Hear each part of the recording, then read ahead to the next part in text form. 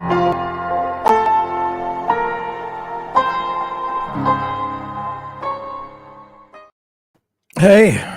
how are you? What's up? What's shaking? What's going down? Why are you here? Oh man.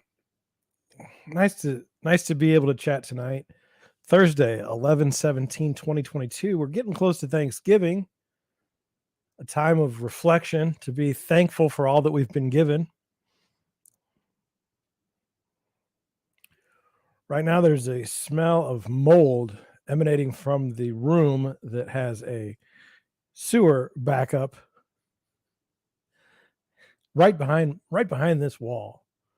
Am I thankful for that? Yeah, I'm thankful I have a house that can do things like that and completely ruin my Thanksgiving. I'm supposed to have gratitude, and so that's that's me having gratitude. I'm up to 120 subscribers, and I just want to say thank you because it was not long ago I was at 110 subscribers, and it was not long before that that I was at 100. Struggled at 100. Man, it was so hard to get over that hump. I saw a video today, guys. Like I spent 10 days and I got 90 followers. I'm like, I've spent a year and a half and I don't have 90 followers. Makes me sad, sad face. But guess what? We work with what we got. So I want to say thank you to each and every one of you. If you're a bot, then you know you probably don't have feelings. But the rest of you, just know that there's gratitude on my end. I strive and hope to be able to bring you content in the real estate world that you're not going to get anywhere else, opinion that you're not going to get anywhere else, commentary that you're not going to get anywhere else. I want to be that place. Now, am I always going to be right? No. I just noticed there was like a little spot on my microphone. I don't know what that's about. Anyway, no, I'm not going to be perfect. Boy, I've been reading stuff and just seeing how wrong the news media gets things, and it's like I don't think I don't think perfection is the goal here. I don't think that's necessary. So anyway, again, thank you. Now, some of you might have stumbled on my stream and they're like, "Well, I don't know who you are, and I don't know why. I don't know what's going on here." Well, let me introduce myself. My name is John Schenk. I am the founder and managing broker of Deerwood Realty in St. Louis, Missouri. We're a small brokerage, small being just me, and we help buyers buy homes and sellers sell theirs. That's what I do. That's what I do. And then at night, I stream on the YouTube and we talk about real estate. Now, it's kind of a one-sided conversation right now. I'm not going to lie to you. I'm the only person in the conversation. We don't have a lot of people in the chat. I encourage you to, if you are interested in if you have something going on, you should put it in the chat and we can talk about it because I would like to take some of the showtime and just go over what people are thinking, unless you're a porn bot, and then it's kind of like that's automatic grounds for getting booted.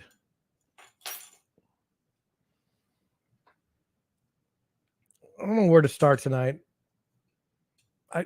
I think we'll start with what we have to look forward to tonight. It's going to be fascinating. We're going to talk about Honda Corporation as a business. We're going to talk about Starbucks as a business. We're going to talk about a lot of other things. We're going to talk about single family construction starts. We're going to talk about Boise home prices. We're going to talk about house flippers. Are they bad? Are they good? What do we know? We've got an article we're going to discuss about the housing boom already being over. Kind of funny because, it was over like a couple months ago. Well, maybe last month. And then we're going to talk about highlights from the National Association of Realtors profile of home buyers and home sellers. That's what we're going to do. Pretty excited about it. I just want to check and make sure that my microphone's working because of that one time that was just a disaster. Please bear with me for a moment while I check to see like, hey, okay. Looks like we're good. I'd say put something in the chat, but you guys are busy flipping around on YouTube, finding something else to watch. That was a joke. Very dry humor tonight. All right. So what did I do today? Well, I think all of you know that my goal is to work in my room back here and figure out what is causing the leak. If it is the collapse pipe, how much I'm going to have to pull out, how much flooring, how much work I'm going to have to do. I think that's what I wanted to do today. Couldn't do that. I had to work all day. And you say, well, John, what kind of work? Well, I'll tell you. I have this lady that I met that wants to buy a condo, not pre-approved. I've been working all week to try and get her pre-approved. What is the problem? The problem is she can only go FHA. Now, only go FHA is not a slight, okay? There's nothing wrong with people that go FHA. I think it's a great program, especially in times like these. The problem is she wants a condo, and to find a condo that's FHA approved in St. Louis, Missouri, ahead of time is just absolutely ridiculous. Now, you may say, well, John, I know of a place in St. Louis. Well, we got to be in a certain area. I mean, 63125. And if you look up every single application for FHA approved condos in 63125, you'll see nothing because there aren't any. And so here I am stuck wanting this person to be able to get a mortgage so they can buy a condo. They're going through some life things, but this condo is great for them. And I've just not been able to pull it off. I've spent all week on it. It's depressing. That's the way it is. She's going to continue to work and save more money.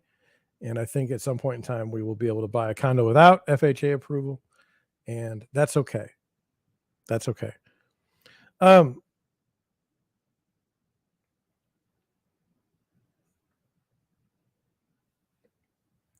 I have a listing going live tomorrow. And I am excited about it. I'm always excited about listings because you never know what's going to happen. And so because you never know what's going to happen, you don't really know how you're going to plan if something bad happens or something good happens. I mean, and then like you almost have to define good and bad. So like what would be the expectation in the market as we're in right now? Buying it at asking? Buying it below asking? Buying it above what would be the buyer's expectations, and then what would be the seller's expectations? The seller, would they ever not want to sell it for more than asking? Then as an agent, like how do I navigate this market? I mean, should I be greedy on the seller side? I don't think so. To me, that seems like a terrible idea. But we don't know. And that's what I find so fascinating by the marketplace is we throw this listing out there. We market it. I mean, we have, I mean, if you saw the video, the pictures are outstanding. The presentation is just exactly where you want it to be. And it's like, I don't know. I just think it's fantastic. I think it's fun to see what might happen out there in the real world. We don't know. One of the things I've always found interesting is an appraisal is it's considered an arm's length transaction. What would the price be of something in an arm's length transaction? Meaning that there was no like funny business going on. You weren't selling to your cousin, and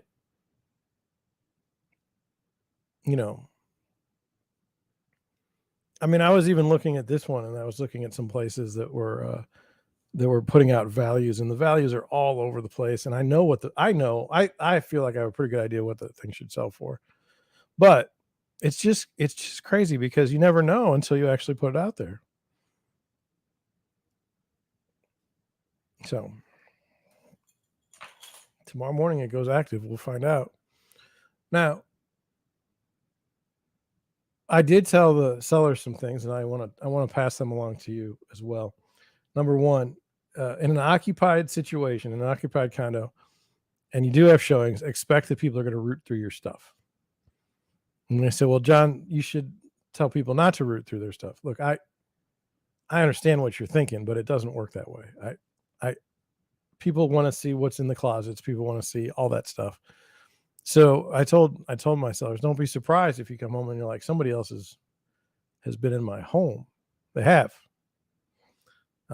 inconvenience. That one of the things that was so great about the hot time of the market is you could literally list a house on a Friday, have a contract by Sunday, and go about your weekend. And that was great for the sellers too, because they weren't thinking about like, oh, I have to get the house cleaned tonight because someone's going to show it. It's ideal. It's ideal. So, as a seller, you hope to hope to sell it fast because you don't want to sit there and have to keep it clean all the time. But that's basically it. I'm excited. I think the condo's going to do well. And you may say, well, the market's terrible, John. It's not going to go well. And you say, well, John, you've sent me all kinds of stuff, or you've showed me all kinds of stuff that indicates the market's a disaster. Yes. But you know what? Like, as long as I've been in business, the houses that are, done well, meaning the designs are on point, the colors are on point, the materials are on point, the house is priced correctly, it sells. It sells in any market. So I've often thought it was kind of interesting, and I have this fear in the back of my mind. So I know other buyers and sellers have it in their mind too. The fear is what happens if my home doesn't sell? Excuse me. Your house will sell. It's a question of price. It's a question of presentation. You should not worry about that. You should worry about price and presentation. You shouldn't worry about it selling. It's never going to be a problem. Any market. You may say, well, it's not going to sell for the price I want it to. Well, that's true. We don't make the market. We're just a participant in the market. I don't write the rules.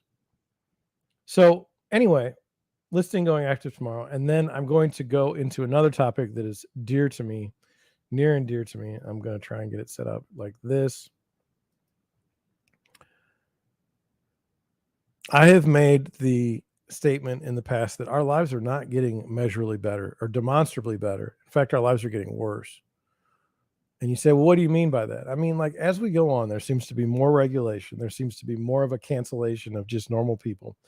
Technology has now been turned into this weapon against us as far as, your social media channels, your ability to communicate with others. While a long time ago, it was free meaning you could say pretty much whatever you wanted to on the internet and not be thrown off the internet. Now that's not the case. Even in the vast internet, you can say the wrong thing and be gone tomorrow. Now, am I afraid? Yeah, kind of. I don't want to be thrown off the internet. I kind of like it out here. But, what is better about our society? Is life expectancy rising? Are we more wealthy than we were before? What is it that's making our lives better? Okay. It's like, I don't know. And so as I come to you tonight, I want you to understand that there's one thing that I've liked to do historically since I've owned a home. I do it every weekend, and I'm at my most happy when I can do it. Sometimes I do it in the morning. Sometimes I do it at night. Sometimes I'm sweaty. Sometimes it's not so bad. And I think you know what it is. It's cut the grass. What did you think it was?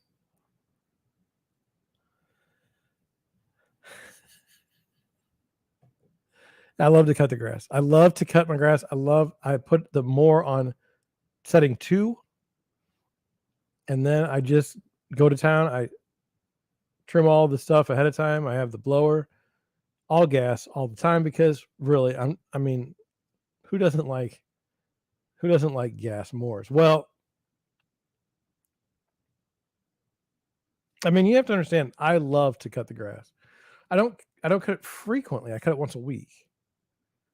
I'm very uncomfortable. If it's more than 7 days, I have failed in my job of cutting the grass. Now, this year has been especially odd because I was gone for October, couldn't cut the grass then. And now I've come home and I have zoysia, and the zoysia grass doesn't grow at this time of the year. It turns yellow and then just kind of goes dormant until next year. So I was going to get the yard aerated I really wanted the front yard aerated. That didn't happen. The backyard's really a mess right now. But anyway, I love cutting the grass. And let me just tell you the story. I mean, I feel like we've got time. I feel like I feel like someone should know this. So let's go through the history of John cutting the grass. I got my home in, I believe, 2007. I believe that's when I got my home. And my aunt at the time, or my godmother, she's the same person.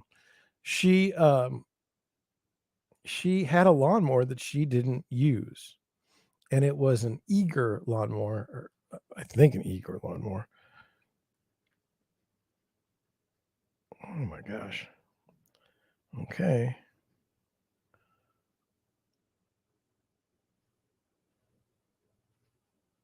All right. Anyway, it was from Sears. At the time, Sears used to sell Craftsman lawnmowers, and they were fantastic mowers. In fact, my grandfather had bought a Craftsman mower and would always give it to my dad as a hand me down. So we never had new mowers in my whole life. So in 2007, I get a lawnmower, and it's wonderful. It does everything I want it to do.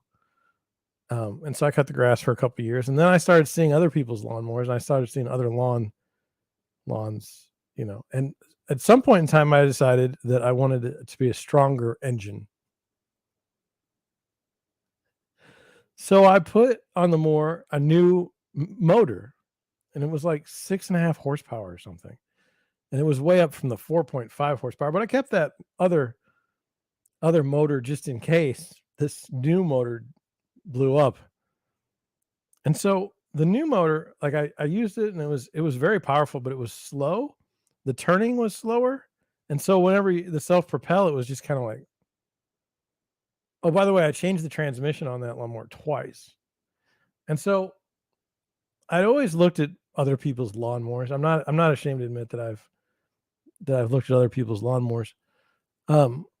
And I looked online, and I looked at all the ratings, and there was one brand that stood out as like the Cadillac, the Mercedes Benz, if you will, the best mower ever built. It was a Honda. And the Honda, like, understand, I'm rocking a hand-me-down lawnmower that I put a new engine on for like $150. Okay. And then I decide I want the best Honda lawnmower I can have. The best walk behind lawnmower I can have. Only the best for cutting the grass, because it's one of my favorite things to do. So I bought maybe 2 years ago or 3 years ago or 4 years ago, I don't know. But Honda came out with this brand new mower with a new engine that was just awesome. And I bought that mower. It probably cost me $800 at the time, maybe even more. But it's the best mower ever. Okay. And I own it, and I'm not ashamed of it. In fact, for the first 3 years, after I would cut the grass, it would have dust on it. I would get car wash detail wax, and I would wax the deck so that it didn't look bad, because it was a sharp mower. I mean, it's a beautiful mower. It's red with gray. And so one of the reasons why I bought that mower is because in the fall here in St. Louis, we have leaves. And originally I had a leaf like vacuum, but it was big and bulky, and I didn't particularly like it. The Honda lawnmower has a ability to mulch and bag by just moving a lever, and then it also determines how much it bags and how much it doesn't. It's a fantastic idea that allowed me to get rid of my leaf vacuum. And when I got rid of my leaf vacuum, I mean, I think I got 150, $200 for it. I'd used it for a couple of years, bought it used anyway for like 100. So I feel like I came out ahead. And so, yeah, I bought a Honda. I've not had any problem with it. It's a wonderful, wonderful machine. In fact, when I go to the hardware store, I often walk down the aisle of lawnmowers, and my lawnmower's not even available right now. They don't even have it in stock. And so as I was walking through the lawnmower section a couple days ago, I was noticing a trend. Actually, over the years, I've been noticing a trend. That trend is that there's fewer and fewer gas-powered lawnmowers, and more of these battery powered blowers. I hate it. There's some battery powered lawnmowers as well. Hate that. I don't want a battery powered lawnmower. Why would I want that? Well, it's cleaner for the environment. No, no, no. I don't care. I'm cutting the grass. I don't care about the environment. If the environment hinges on me cutting my grass, there's something wrong with the environment. I don't by the way, I just had a flash that probably can't be good on the screen. I feel like something might be going out, like a video card or something. Probably should get that checked. Anyway, we might be doing a screen sometime and it just be or stream and it just be gone. Anyway, like I care about the environment. When I go out to like Colorado and I see the mountains, or I go back to my wife's native Bosnia, Turnavy, if any of you are curious. Um, you know, I love nature. I think it's fantastic, but I do not want to give up my gas powered lawnmower. I'm Honda all the way. You'll never see me use a Toro. But you know what? I just want to put this out there today.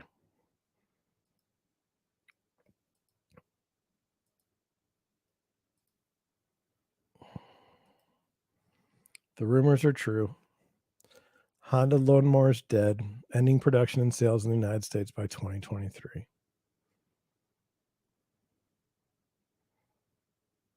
This is not my lawnmower. This has the electric start. I didn't need the electric start. I'm a middle-aged man. I feel like I can pull the cord just fine. Um, and it was a very expensive edition as well. Didn't work the way you would think. And I've had people. I think my dad had an electric mower, starting more one time, and it just seemed like it was cheating. What am I going to do? My favorite lawnmower manufacturer, my favorite lawnmower has come to an end, and now we're going to have this bullshit. We're going to have this electric mowers. And it's like, I don't want an electric lawnmower. Like, as I was growing up, my parents sometimes would uh, go to places, and they have these places like for nostalgia. The word nostalgia, you'd go to like a '50s diner looking place, and it would have like a '57 Chevy table or something. It was like, and my parents were like, "This isn't even from our generation. We were born in the '60s." Well, they were born in the '50s, but they didn't. They were growing up in the '60s. It was not. I mean, those people that were looking at that stuff had long been dead. When I listen to music on the radio, which I don't, when I look at the channels, the classic rock station is playing stuff from like the mid 2000s, just nuts. And the oldies station plays stuff from like not even the mid 90s. They're in the 2000s as well. The oldies station playing music from the early 2000s. I mean, I get it. I get what they're thinking, but let me tell you something. I am a wreck about this. I mean, come on. Like, this is a tradition. My father didn't like cutting the grass, quite frankly. It didn't want anything to do with it. He still did it because that's what you do on a Saturday or Sunday. You go outside, you go start the mower. Most of the time, the mower doesn't start. So you wrestle with it, curse out a little bit, maybe kick it. I don't have that problem. I use seafoam in my gas, and there's no issues whatsoever.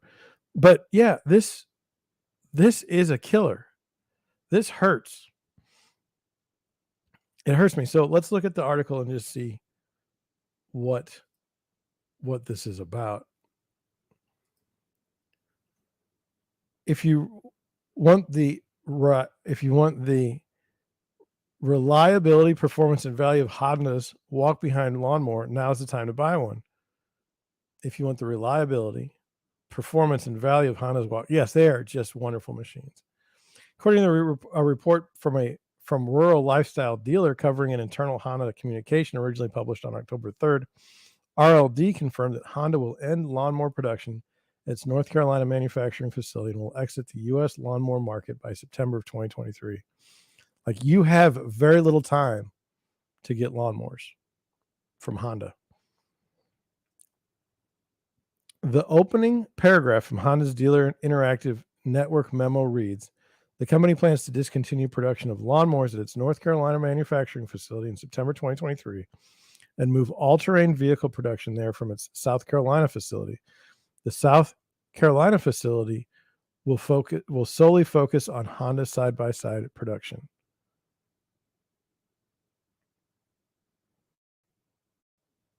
Shocking as the news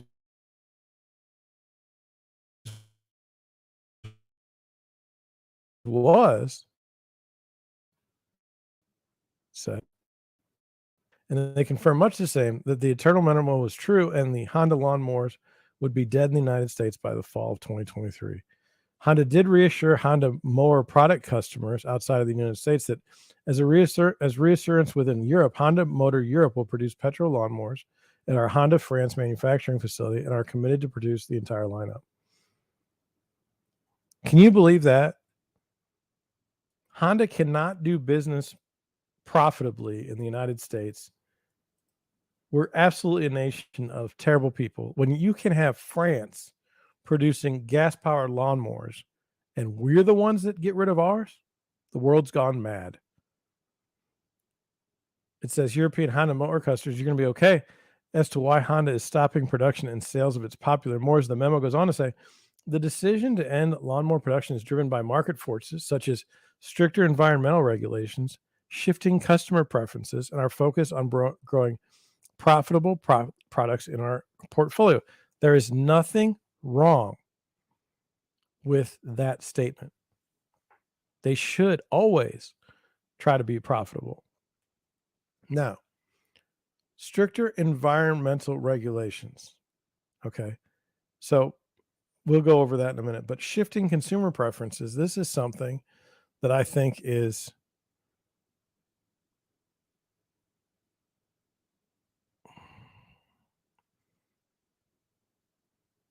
let me just put it this way. So let's say you want to buy a lawnmower, okay? And you want to buy a lawnmower from Home Depot, okay? And Home Depot, the company, now I'm not saying they did this, okay? I don't want you to think that this is being used as an example. That's what I want you to think. So say Home Depot says, you know what? We don't want gas mowers in our we don't care how they sell. We don't like them for the environment. So we're only going to stock electric lawnmowers. Okay. Well, what do you think people are going to buy at Home Depot? Do you think everybody's as invested in their lawnmower as I am?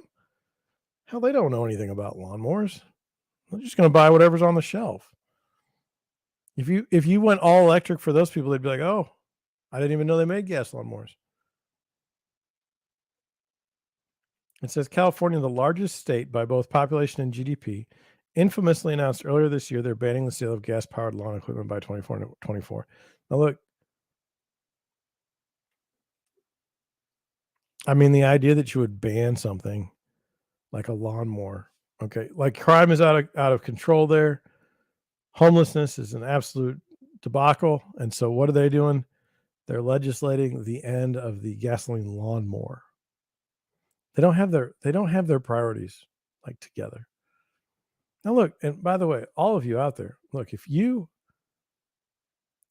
truly believe that me not having my gas powered lawnmower is going to save the environment, I mean, that's on you. Like, I respect you thinking that way. But to me, this idea that you're going to take from me what is such a wonderful experience in life, I'm not going to be happy about that. I'm going to remember that. States like Hawaii and cities like Washington, D.C. have also passed similar legislation banning gas-powered lawn equipment in one or all forms. Can you imagine? Like, we've banned gasoline engines.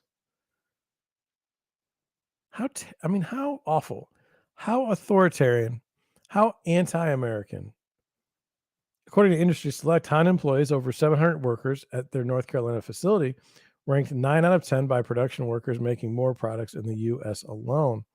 Honda began development and production of lawnmowers in the mid-50s and first entered the U.S. market in 1978 with its HR21 walk-behind lawnmower. 2023 marks 45 years of sales and service in the United States.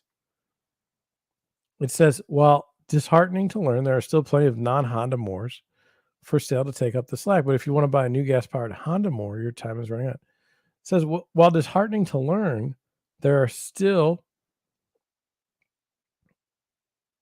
plenty of non-Honda mowers for sale to take up the slack. There aren't. Now, understand, for me, I mean, we're heading into the middle of winter here. I mean, today was cold and miserable. So, you know, this isn't the time when we've stocked a lot of lawnmowers as it is. But I'm telling you, like, you go into like Lowe's or Home Depot and it's like all gas powered blowers and then like a few lawnmowers. Like Craftsman came back out. I think it's Lowe's. They've got them more now, but it's terrible. It's terrible. Like Toro, I would use a Toro if they got rid of their stupid personal pace. For my yard, a plastic bar indicating how fast you should go is just stupid because I have to go in and out of like spaces and make tight turns and whatnot. And plus, that personal pace has been around for like 100 years. It's not even interesting anymore. I like the lever. I like the variable speed lever. Just, the great thing about the Honda more, I don't know about the newest Toros. I might look. In fact, I'm going to look up the newest Toro lineup. What if they've also gone? What if they've also gone that way? Let's get this in order. We're going to go to Google because, well, maybe.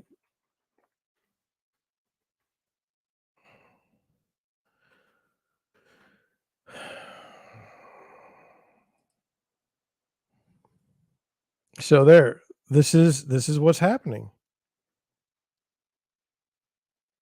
All electric. It's the same thing they did to power tools at first. It's like,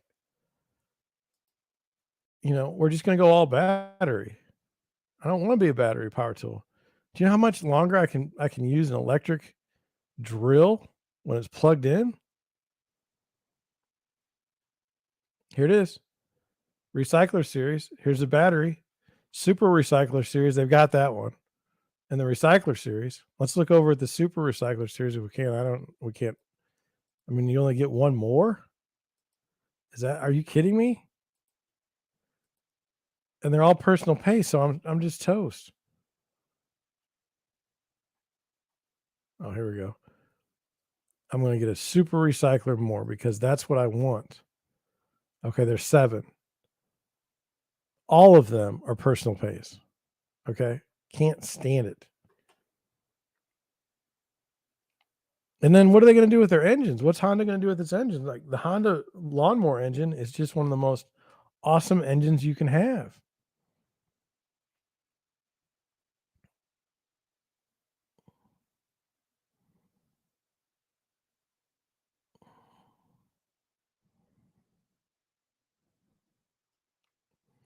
I mean, I guess people like the personal pace lawnmower because everyone has it in the lineup and they haven't gotten rid of it, but I'm just depressed. How many battery lawnmowers do they have? Let's see. 14.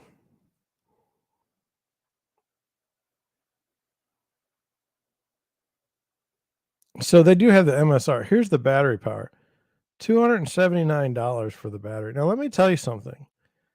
When I was a kid, a lawnmower didn't cost more than $200. The best lawnmower. What the hell? I'm 45 years old. I'm not that old. Here's one, a 7.5 amp hour, 405, I don't know, WH, but $359 for the battery. And the battery will eventually go down. I have to buy another one. Doesn't make any sense. Seriously. So frustrating.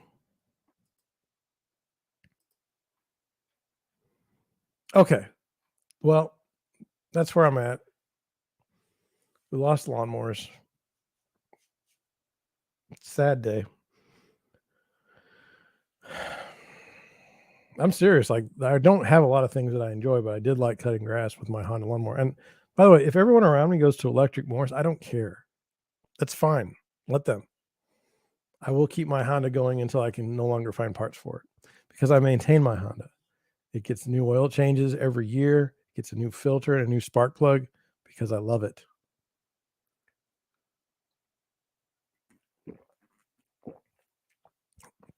You may think I'm weird. You may be like, dude, I'm not letting that guy sell my house. He likes lawnmowers. That's fine. I don't care. I do. I'm not ashamed of it at all. If I have people, my buyers sometimes will ask me like, "Hey, how do I maintain my mower?" And I'm like, let me help you. Let me help you. I can do that.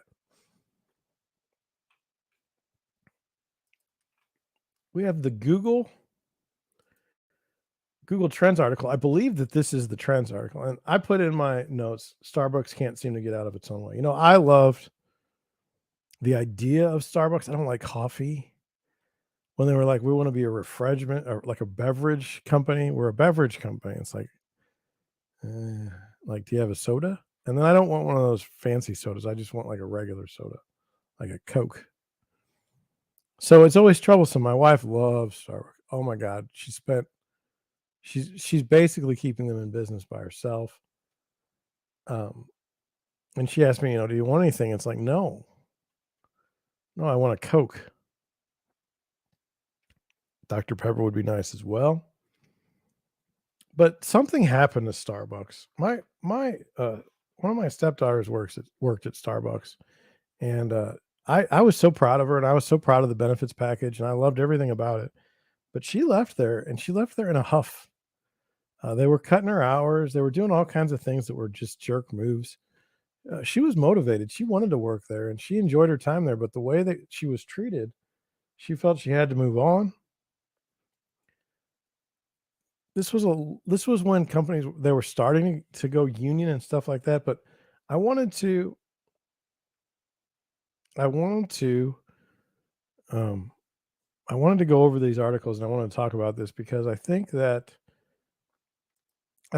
I think there's more at play here than the welfare of the workers, which I care about. Uh, I really do. Everybody that goes to work, I care about you. People that don't work, people that are bad employees, I don't care about you at all. I don't like you. But people that go to work every day and try to make an honest buck, I care about.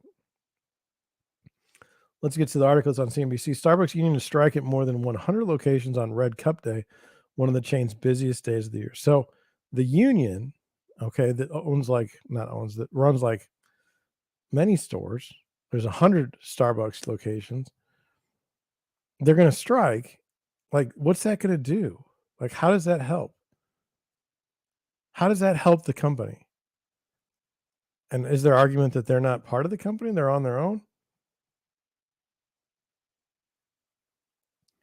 Says workers at more than 100 unionized Starbucks locations plans to strike on Thursday, one of the chain's biggest sales days of the year. To celebrate the holiday season, Starbucks every year gives away reusable red cups bearing the company's logo with any purchase. The giveaway on the coffee chain's Red Cup Day has become a must-have for collectors, and this year event marks its 25th anniversary.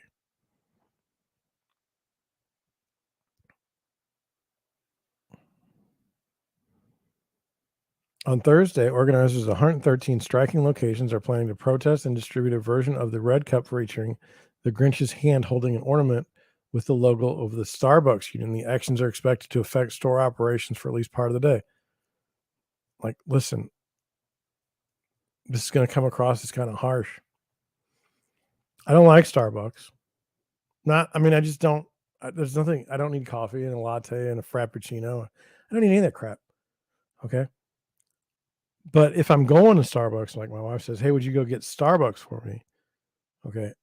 I'll go and I will go order something for her. I don't have any problem with that, but I will not put up with this silliness. I like this is what's happened to our lives, and this is what makes it terrible. I literally can't go outside and cut my own grass without people screwing that up, without people taking that from me. I can't go buy a cup of coffee without having to get into some larger union versus non-union labor dispute. This is my whole life. Every single thing I do is impacted by all these people ruining my life. And you say, well, how you shouldn't have such thin skin. It's like, what good would thick skin do in this situation? Like this is just bad. Like, it's just bad. And look, I don't care. I don't care. I don't care at all. I just want a cup of coffee. If I go there, I don't want to deal with this crap. It's the reason why I stopped watching sports. I used to love college football. Love it. Oh my gosh. College basketball, Mizzou, total fan. And it's hard to be a Mizzou fan with basketballs from the Quinn Snyder era. I mean, I was from Norm, so I expected excellence. And when we got Quinn Snyder, and it just never got better. Mike Anderson had a few good seasons. But anyway, the point is, you took that from me. You took my joy from me on Saturday nights. It's no longer fun to watch college football when you threw the politics in. The NFL took themselves. I used to love to watch the Rams. I used to love to watch the Cardinals. I used to watch the Chiefs, not that much because they were from the western part of the state. But you took that from me as well. Now I can't cut the grass. And now when I go get a Starbucks, I'm harassed about some sort of labor dispute that I don't, it's not my place. I don't care.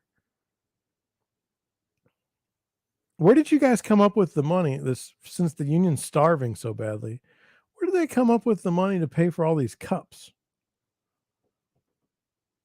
It's the largest collective action Starbucks Workers United has taken so far in its organizing push over the past year. The union said the strike is meant to call attention to the company's alleged union busting and refusal to negotiate contracts fairly. Starbucks has denied all allegations of unfair labor practices. I don't really care. I just want a cup of coffee. Over the past 12 months, roughly 260 company-owned Starbucks locations have voted to unionize under the Workers United, an affiliate of Service Employees International Union. That's a small fraction of the chain's nearly 9,000 company-operated locations in the U.S., but the union push has made a splash and inspired similar actions by workers at Trader Joe's and Chipotle. Now, look, I'm going to tell you what's going to happen with this, and it's not going to be good. Okay. Starbucks is likely to have the most expensive coffee and the most expensive labor inputs, and they're creating a tremendous amount of ill will amongst just the general public with this unionization push. It's possible that some other coffee company that is not dealing with a labor union fight will supplant Starbucks as the go-to trendy place for coffee in the United States. And when that happens, the unionization of the workers at Starbucks isn't going to do a gosh darn thing for the workers, because they'll be looking for new jobs as Starbucks continues to lose money and market share.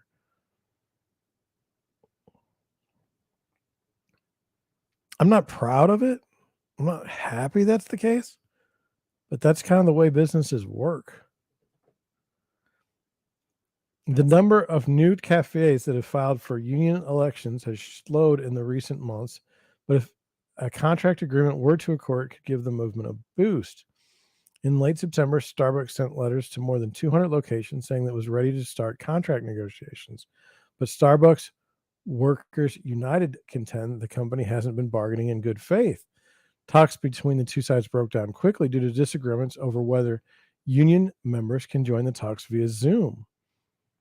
Representatives from Starbucks have walked out of meetings minutes after they began, insisting on only face-to-face negotiations, citing federal regulations. Broadcasting or recording these in-person sessions is deeply concerning and undermines the interest of our partner because Negotiations may warrant the discussion of individuals by name and are likely to address a range of sensitive topics. Starbucks said on its blog post and its anti-union website. Do they have a pro-union website?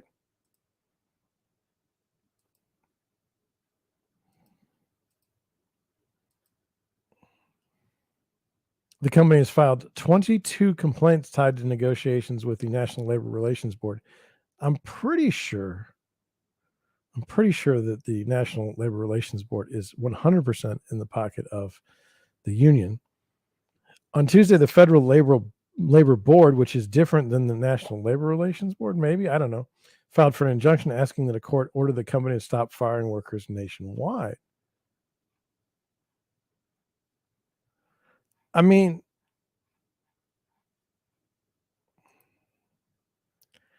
the Starbucks thing was like, we had to hear about for years how coffee was killing people in small countries, and then we had to do fair trade, and not fair trade. It used to be free trade. Now it's fair trade.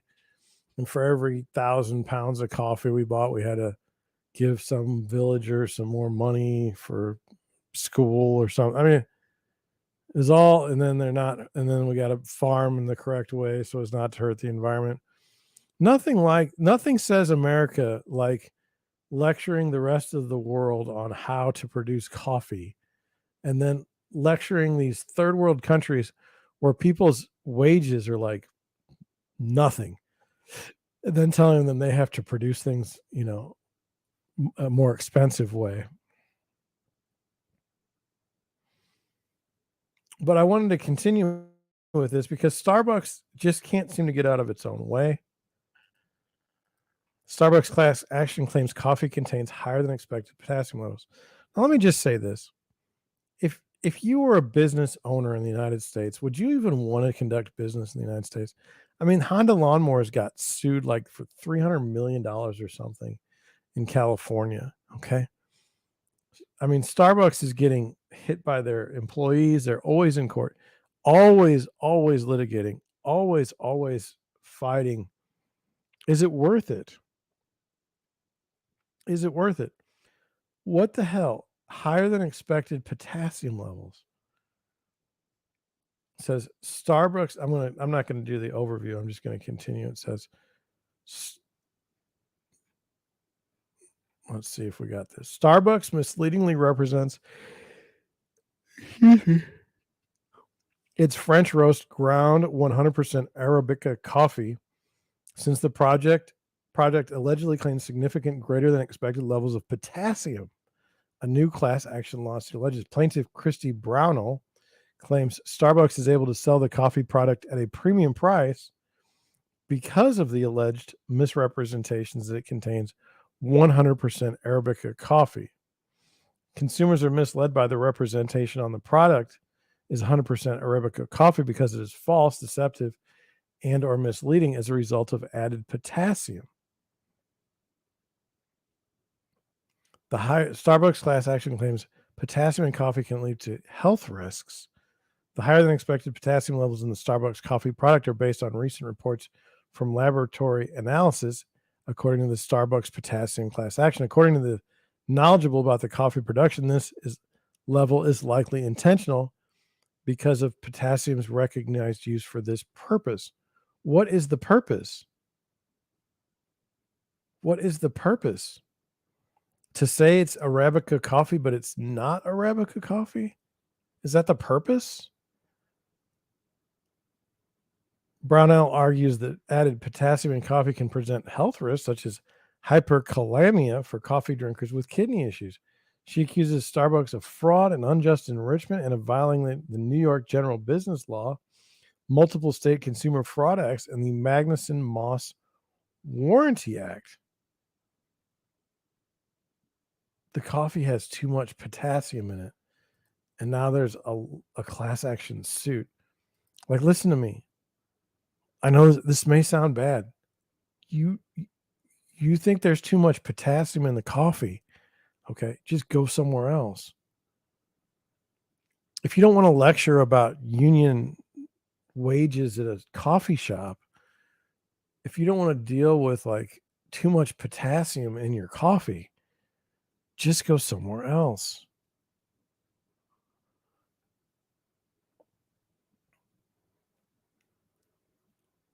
Brownell demands a jury trial and requests declaratory relief along with an award of monetary, statutory, or punitive damages for herself and all class members. She wants to represent a New York class and multi-state consumer fraud class of individuals who purchased Starbucks' French roast ground 100% Arabica coffee within the statuses of limitations. A consumer filed a separate class action lawsuit against Starbucks in August, arguing the company falsely markets that some of its fruit-based refresher beverages contain the fruit in their product name.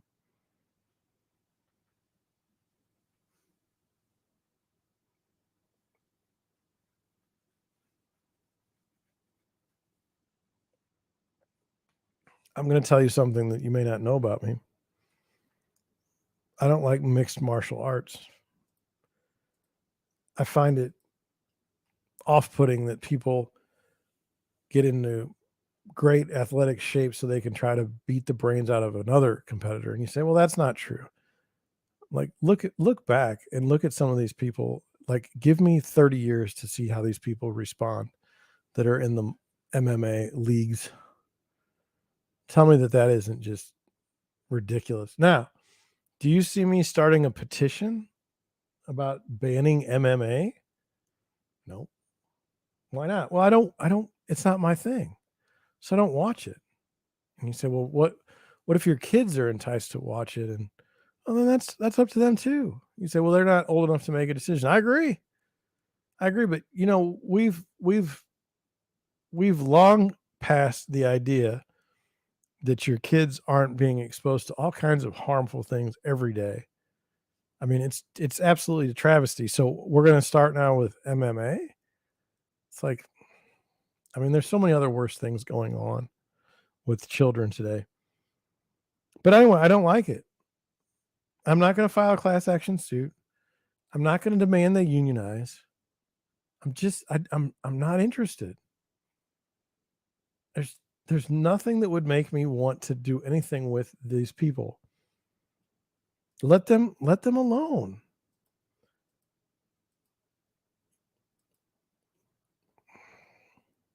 So like Starbucks can't get out of its own way. They can do nothing. They produce coffee and they get sued for it. They produce refreshing drinks and they're sued for it. And when they're not sued for that, they're sued for unfair labor practices. When they try to do a promotion that they've done for like 25 years that engenders the holiday spirit, enjoyment, they get hit by a strike where the union magically has these cups then that they can afford them to strike at over 100 locations. It's just madness. Madness. And how in the world can Starbucks sit there and say, this is okay? This is appropriate behavior to try and sabotage and jeopardize our ability to profit. Now, look, they may have a point. My stepdaughter was not treated well at the Starbucks. Starbucks corporate brought in somebody as a manager that had some sort of edict or mandate to not hire or not have my stepdaughter work the amount of hours that she would need to make a go of things. So I have no I have no um, love lost for that. I mean, it happened in our own family, but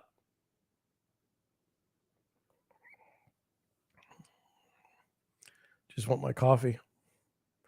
By the way, here I'll tell. Like tonight's all about sharing. I don't drink coffee. I hate coffee. Can't stand it. Don't drink it. I have met a few people in my life that also share the same um, disgust for coffee. Uh, Not very often, but I have a friend that we were talking one day and he's like, I hate coffee. It's just nasty. I don't get it. And I'm like, really? I'm the same way. I've tried as an adult to drink coffee, can't stand it still. Probably never going to like it. Now it's 10 o'clock. 10 o'clock. I'm 45. No coffee for me. This is the Deerwood Realty website. I just wanted you to see that the interest rates for a mortgage rose by 1 basis point today. 6.65% on a 30-year fixed. Moving on, Twitter, Wolf Richter. Single family construction starts plunge as home builders drown in inventory, but multifamily construction is at a 36-year high. Housing correction has split in two. That's exactly right.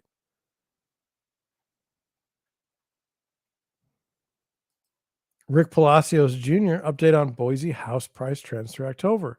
This is the Burns Home Value Index, and this is Boise. This is 6/2022, which is June. This is 8/2022, which is what, August?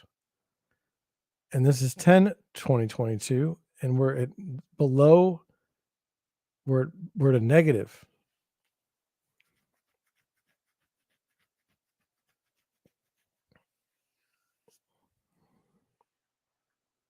You had all this growth, and now just. And then just to be more, transparent, this is from June 28th, where it was still positive.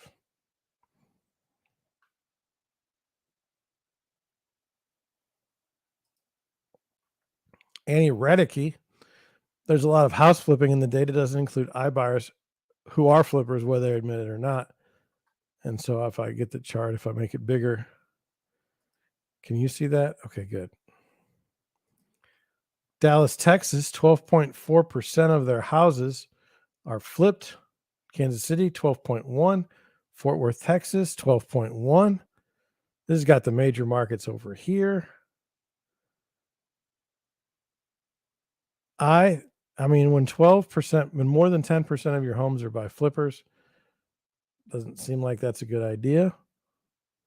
The major markets, I just kind of want to read them. Indianapolis, Phoenix, Austin, Tampa, Houston, Nashville, Atlanta, Las Vegas, Miami, Jacksonville. You might say, but John, where's St. Louis in the mix?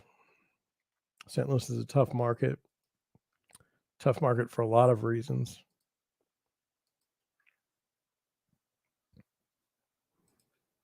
Let's get to our articles. This was an interesting one. It caught my attention, but we're not going to do it first because this other one is kind of dry, and I want to go over it first. It's the highlights from the profile of home buyers and home sellers. Here's the report that examines the characteristics of home buyers, characteristics of homes purchased, the home search process, home buying and real estate professionals, financing the home purchase, home sellers and their selling experience, home selling and their real estate professionals, and for sale by owner sellers. This isn't an article. It's just more like facts that they've made up. I say that they've made up. I'm not saying that their data is wrong.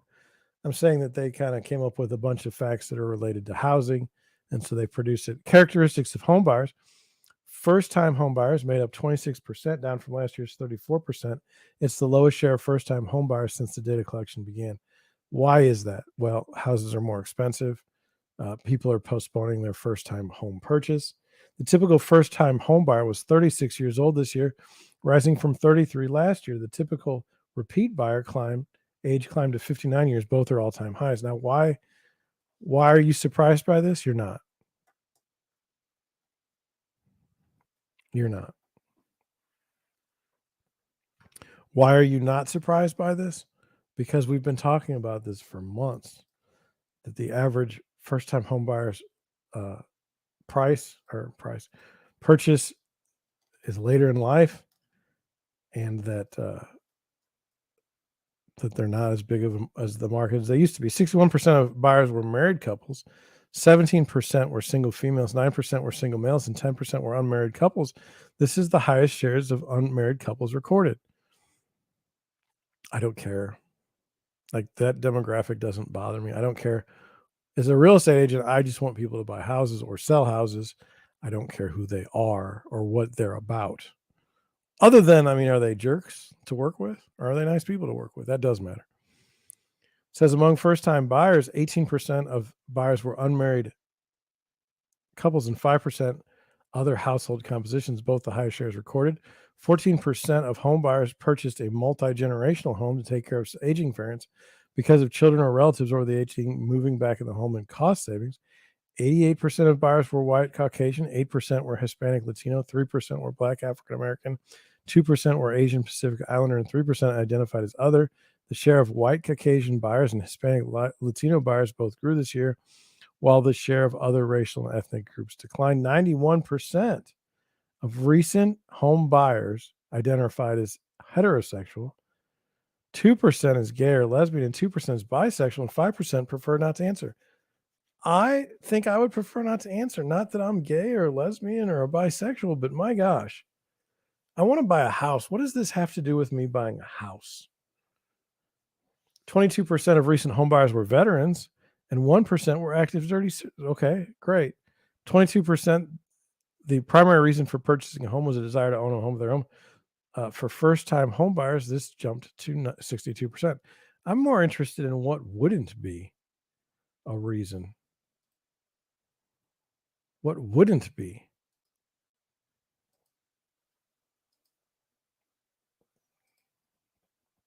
It's an idea. Let's continue characteristics of home purchase. Well, let's talk about that. 12% purchased a new home, and then 88% of buyers purchased a previously owned home. Most recent buyers who purchased new homes were looking to avoid renovations and problems with plumbing or electricity. At 41%, buyers who purchased previously owned homes were most often considering a better price. Interesting. I would say that the people that I know that were buying new homes were interested in not dealing with the rat race that is buying used homes. Detached single-family homes continue to be the most common home type for recent buyers at 79%, followed by mobile or manufactured homes at 8%. Well, that's not very helpful. How can all those people do that? I mean, what about condos and stuff like that? Senior-related housing held steady this year at 7%, with 17% of buyers typically purchasing condos and 8% purchasing a townhouse, a row house. It doesn't matter. The median distance between the home that recent buyers purchased and the home they moved from was 50 miles. Significant increase in the distance move as the distance between 2018 and 21 was a median 15 miles. Yeah, tell me about that. What are we to make of that number? I mean, I realize a lot of people moved out of the big cities during the COVID situation, but I don't understand, like, more than 50 miles? Like, what were they looking for? What's going on there? For buyers, 49% cited the quality of the neighborhood as the most important factor determining the location. Convenience to friends and family, overall affordability of homes was both cited at 37%. I've never had a buyer tell me that the quality of the neighborhood was why they wanted to buy the house. And yet this survey says almost 50% of the people bought for that reason. Buyers typically purchase their homes for 100% of the asking price, with 28% purchasing for more than the asking price. How did they get that statistic? Did they ask the buyer? And they're lying. The typical home that was recently purchased was 1,800 square feet, had 3 bedrooms and 2 baths, and was built in 1986. Very fascinating. I live in a 1,400 square foot house built in 1968. 3 bedrooms, 2 baths. Overall, buyers expected to live in their homes for a median of 15 years, while 28% said they were never moving. I don't know. My wife and I talk about moving often. I love St. Louis. I mean, I'm kind of required to because I was born here. I feel kind of like what's the word? I feel kind of trapped in a cage here. St. Louis County has got some structural issues that are never going to be overcome in my lifetime, and you get kind of tired of it. What do I mean by that? Well, I don't think that you're going to win as a Republican in the county ever, and I mean, with some of these, I feel like they're kind of heavy-handed with some of their regulation. I'll leave it at that. For the home search process, for 47% of recent buyers, the first step they took when the home was to look online at properties for sale, while 18% of buyers first contacted a real estate agent. I think I think like 99% of people look at real estate listings online. So this is kind of strange to me why they would say it that way. 86% of recent buyers found their real estate agent to be a very or somewhat useful information source. Buyers typically searched for 10 weeks and looked at median of 5 homes and viewed 4 homes only online. The number of weeks searching for a home grew from 8 weeks seen in 2020 and 2021 reports. You know, I have buyers that take years to find a home. They start and they stop and they start and they stop, and I don't care. I don't want people to be buying something that they don't want. Nearly all buyers used online tools in the search process at 96%. When asked where their internet searches were conducted, 60% on a mobile device and 30% on a desktop laptop. We've actually moved to our phones for the internet most of the time now. 91% of recent buyers were at least somewhat satisfied with their recent home buying process. That seems to go against the thought that like there were like 80% of people who bought their home were experiencing home buyer's remorse. Home buying and real estate professionals, 86% of buyers recently purchased their home through a real estate agent or a broker, and 10% purchased directly through their previous owner. Having an agent help them find the right home was what buyers wanted most when choosing an agent. 38% of buyers used an agent that was referred to them by a friend or a neighbor or a relative. 12% used an agent they'd worked with in the past to buy or sell a home, and 10% found their agent when inquiring about a specific property online. Yes, it does happen that way. 67% of buyers only interviewed one real estate agent during their home search, and 89% of buyers would use their agent again or recommend their agent to others. Well, what happens then when your agent goes out of business because they don't have enough referrals from you? Is it your fault? Financing the home purchase, 78% of recent buyers financed their home purchase, down from 87% in the 2021 report. The typical down payment for first-time home buyers was 6%, while the typical down payment for repeat buyers was 17%. Interesting. 47% of the buyers, the source of down payment came from their savings. 38% of repeat buyers used the proceeds from the sale of a primary residence, while 22% of first-time home buyers used a gift or loan from friends or family for the down payment. Maybe. For first-time home buyers, 26% said saving for a down payment was the most difficult step in the process. Very difficult, especially with rents high, to save enough money for a down payment. The majority of first-time buyers did make financial sacrifice to purchase a home. For those who did, the most common sacrifices buyers reported were cutting spending on luxury goods, entertainment, and clothes. Well, what else is there? Buyers continue to see purchasing a home as a good financial investment. 80% reported they view a home purchase as a good investment. And let me tell you something, if that number changes, the world will get turned upside down. Home sellers and their selling experience. Typical home seller was 60 years old. For all sellers, the most commonly cited reason for selling their home was a desire to move closer to family and friends, moving to retirement, or the neighborhood had become less desirable. Sellers typically lived in their homes for 10 years before selling, and increased from 8 years in last year's report, but reverts back to the same tenure seen in 2019 and 2020. 41% of sellers traded up to a larger home, and 32% purchased the same size home. 86% of home sellers worked with a real estate agent to sell their home. 10% sold via FSBO, for sale by owner, and less than 1% sold via iBuyer. For recently sold homes, the final sale price was a median of 100% of the final listing price, the highest recorded since 2002. Recently sold homes were on the market for a median of 2 weeks, an increase from 1 week last year. That's a significant increase. 20% of sellers' offers incentive to attract buyers had dropped from 26% of all sellers last year. That's kind of strange. 91% of sellers were somewhat satisfied with the selling process. 2 more, and then we're out of here. Home selling and real estate professionals. 63% of sellers found their agent through referral from a family, friend, neighbor, relative. 80% of recent sellers contacted only one agent. 39% of sellers used the same agent to purchase a home and sell their home, a share which rises to 85% for sellers who purchased a new home within 10 miles. 86% of sellers listed their home on the multiple listing service, or 86%, which is the number one source for sellers to list their home. 74% of sellers reported that they provided the agent's compensation. Well, I would think so. Typical seller has recommended their agent once since selling their home. 27% of sellers recommend their agent 4 more times since selling their home. 85% said they would definitely or probably recommend their agent for sure. It's just hard. It's just hard to get recommendations. It's hard when you're starting to just build that pipeline up. For sale by owner sellers, 10% of home sales were FSBO sales. And by the way, it's up from 7% last year. Well, I mean, if you got such a hot market, might as well try it. The majority of FSBO sellers, 50% knew the buyer of the home. That was kind of interesting. Within rural areas, 13% sold via FSBO compared to 6% of sellers in suburban areas. And FSBOs typically sell for less than the selling price of other homes. FSBO homes sold a median of $225 last year, significantly lower than the median of the agent-assisted homes at $345. What are we to make of this? Not much. It's a report.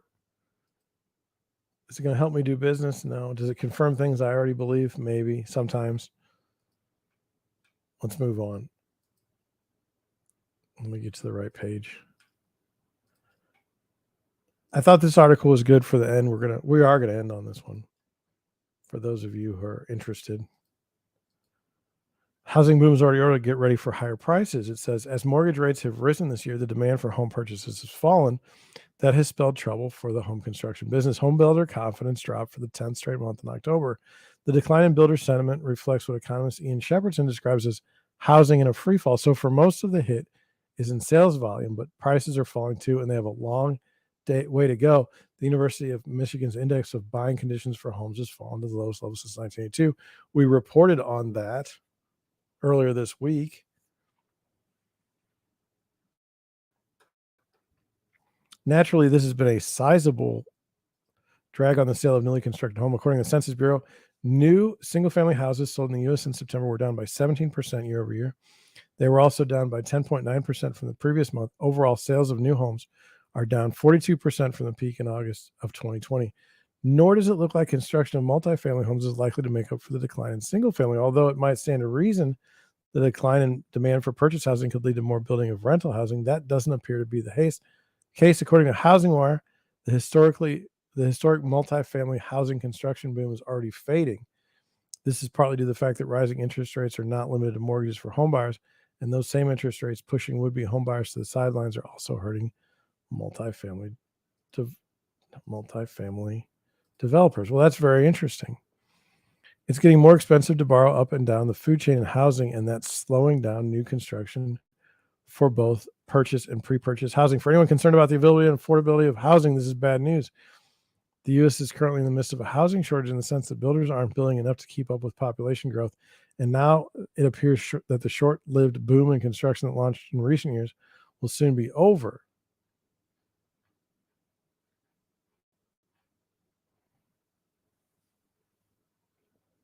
A combination of boom-bust cycle coupled with mounting government regulations dragging up the cost of construction will further drive up the cost of living for ordinary Americans. There's no question. It's just like, how long can this continue? Tale of bust and boom. While new housing construction has always been sensitive to the business cycles, over the past 60 years, it's not hard to find annual swings in construction growth ranging from negative 20% to positive 20%. Moreover, the negative swing on housing construction in the years surrounding the 2008 financial crisis were especially severe. Construction began to head downward in 2006 with a drop of 12%. This was followed by 3 years of even bigger declines, cultivated in a 38% drop in 2009. New housing construction did not return to the post-1990 average again until 2020. In other words, the end of the housing bubble in 2009 had an enormous impact on the industry and led to more than a decade of below-average home production. In spite of numerous amounts of new money creation, stimulus, and ultra-low interest rates, the home construction industry did not bounce back. As noted, the slow pace of housing construction did not start with the current economic cycle, but dates to an earlier easy money-induced bubble. The roots of this problem go back much further to the housing collapse in 2008. What I call a bloodbath happened, said builder Emerson Claus. It was the worst housing market crash since the Great Depression. Many home builders went out of business. Klaus was building houses in Florida, and the bottom fell out. A lot of my tradespeople found other work, went and got retrained for new jobs in law enforcement, all sorts of jobs. So the workforce was somewhat decimated. A few years later, as Americans started buying more homes again, building stayed below normal, and that slump in building continued for more than a decade. Meanwhile, the largest generation, the millennials, started to settle down and buy houses. It's very interesting. Is it possible that there's just not many people want to be in construction anymore? That it's not so much, that there's not a need for construction. It's that people don't want to be in construction. The trend was only made worse by the shipping and logistical bottlenecks brought on by the government-imposed COVID lockdowns. These have meant a shortage in lumber, appliances, electrical equipment, and cabinetry. The National Association of Home Builders concluded in June, shortages of materials are now more widespread than at any time since NAHB began tracking the issue in the 90s. It's not good. It says the role of stimulus, monetary inflation has fueled shortages in both labor and supplies as stimulus programs have driven demand by both businesses and consumers to know how. Yet, since this demand is based on the appearance of newly printed money and not on rising real wealth or productivity, we're seeing more demand for stagnating supply of goods and services. The result has been less building, even as population has continued to grow. The result, of course, has been a higher cost of living, just as we would expect from an inflationary boom. The data on home starts and population backs up the anecdotal evidence. For instance, if we look at the annual housing start totals, the trend has been downward since 1960. Oh my gosh. Beginning in 1983, every new trough in the housing construction down cycle has been lower than the one before it. This has only been slightly mitigated by low slowing population growth, and we have seen an upward trend in the number of U.S. residents per housing start, even as the size of the U.S. household has fallen. In other words, the number of new residents per housing starts has grown over time. From the 60s to the 80s, the average number of new Americans per housing start was apparently 1.6. Since 1990, on the other hand, the average has been 2.2. Since 2008, the average has been 2.5. So there are progressively fewer and fewer housing starts per person. After new housing construction begins to collapse in 2006, the number of new residents per new housing unit surged to nearly 5, a new high. On the other hand, it is true that in 2020 and 2021, new housing construction was reached the highest levels since 2007. Moreover, the gap between the new residents and new housing was eliminated. This was thanks to the sizable decline in the new population growth created by COVID-era borders, closures, and a fall in fertility rates. Thus, the number of new residents per housing unit then collapsed below 1 for the first time in decades. That's not good for supply. But this trend is unlikely to continue since after construction boom for the second half of 2020 and 2021, the home building sector is contracting. Population growth is also returning to more normal states. The gap between new population and new units will already be growing again in 2023. It does not look like the boom of the last 18 months will be enough to reverse the worsening situation. The housing production.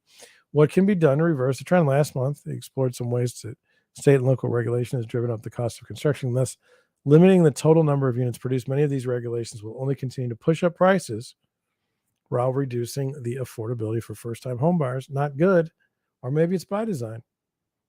It's important to note the effects of repeated boom-bust cycles in total housing production. One might be tempted to assume that the new rounds of monetary stimulus, say the quantitative easing in the past decade, would easily reverse a collapse in housing construction, will bring new highs in housing production. This is not what has happened. However, rather, relentless monetary stimulus since 2008 has not been sufficient to adjust the effects of malinvestment and regulatory costs over the past 20 years. Over the past 6 months, new housing starts have flattened compared to 2021, and maybe see starts in the year down in 2022. The result is a continuation of ongoing decline in the housing production. Not even the runaway money printing of the past 2 years has been enough to bring home construction back to what was more normal before the housing bubble and resulting financial crisis. Interesting. This says, hey, we're not building enough houses. That's your problem. 11/17/2022, not building enough houses.